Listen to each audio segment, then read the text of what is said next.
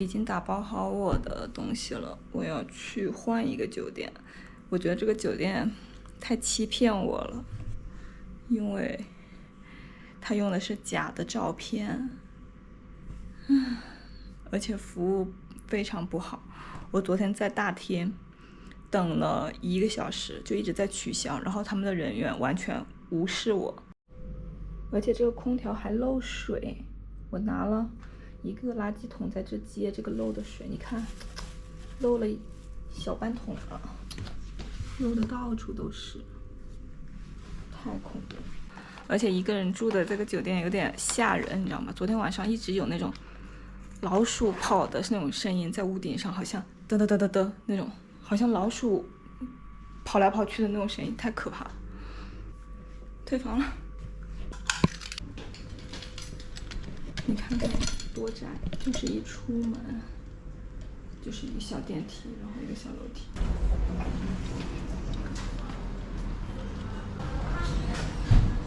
就一条这么窄的巷子，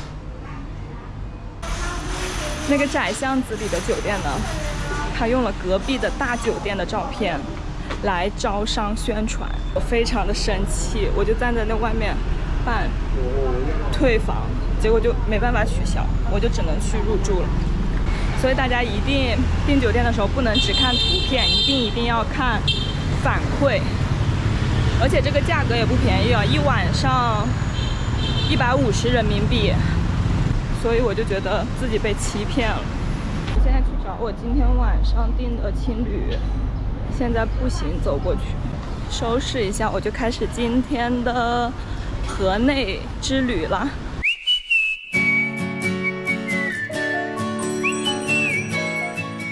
环建湖旁边坐了好多悠闲的人。他们在这里就这样子单纯的歇着，看看风景，吹吹这个微风。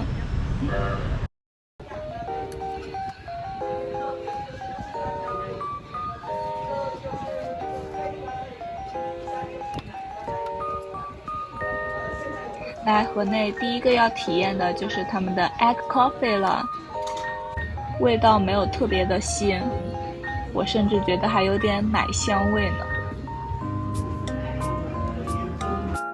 去了一家河内排名第1的河粉店，店里排着大长队，还要等位置呢。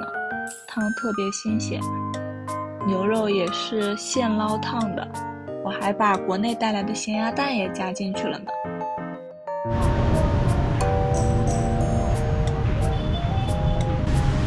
现在我去下一个地方。我去的太晚了，博物馆都已经关门了，我只能在外面转一转了。1945年9月2日，胡志明主席在这里发布独立宣言，宣告越南民主共和国的成立。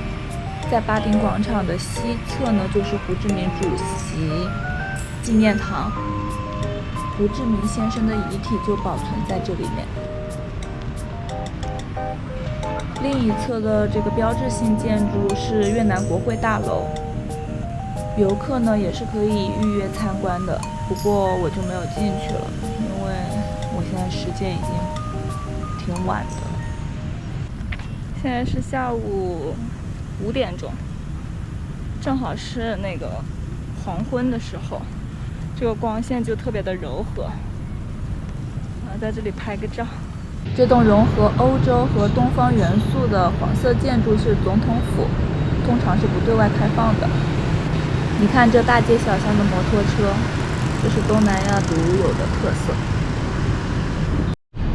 这栋精美的建筑是寺庙，寺庙内部供奉着一尊真武大帝的雕像。西湖是河内最大的湖泊，四周建有很多寺庙宫殿，以巴黎圣母院为蓝本而建造的圣约瑟夫大教堂，晚上也特别好看。河内大剧院前面也聚集了特别多来打卡的人。这里是酒吧一条街，两边都是酒吧和餐厅。昨晚回去之后太累了就睡了，我现在在去机场的路上，下一站呢我就是飞清迈。